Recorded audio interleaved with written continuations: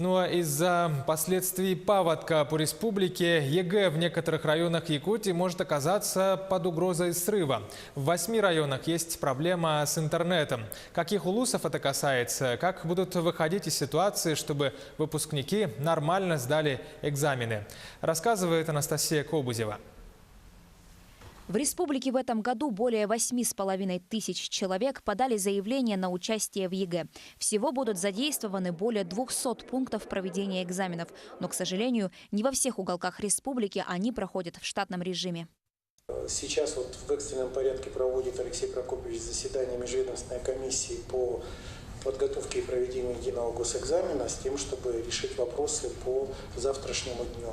Крайний вариант – это отмена государственной итоговой аттестации, конкретно завтрашнего экзамена базовая математика в тех 8 муниципальных районах, городских округах, где на сегодняшний день нет света и имеются проблемы с интернетом.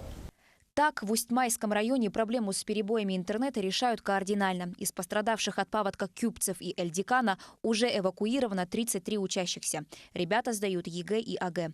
Конечно, сдавать экзамены далеко от родительского дома нелегко, но другого выхода нет.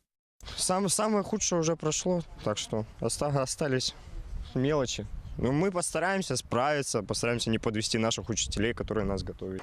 А в Оленегорской средней школе Алаиховского района к таким условиям уже привыкли. В родной школе ребята сдавать экзамены не могут, поэтому каждый год выпускников на вертолетах отправляют в улусный центр, в единый пункт проведения экзаменов. Как отмечают преподаватели и выпускники, эти неудобства никак не влияют на результаты экзаменов.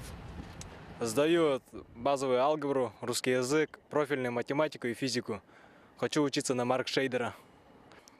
Кажется, хорошо подготовился. Накануне одного из самых важных экзаменов ЕГЭ по базовой математике проблему усугубила и погода. Перебои со светом, а значит и интернет-связью, происходят в 8 районах республики. Там по-прежнему есть угроза срыва экзамена. Анастасия Кобузева, Владимир Павлов, Юрий Таюрский, Анна Слепцова, Якутск, Алайховский, Усть-Майский районы.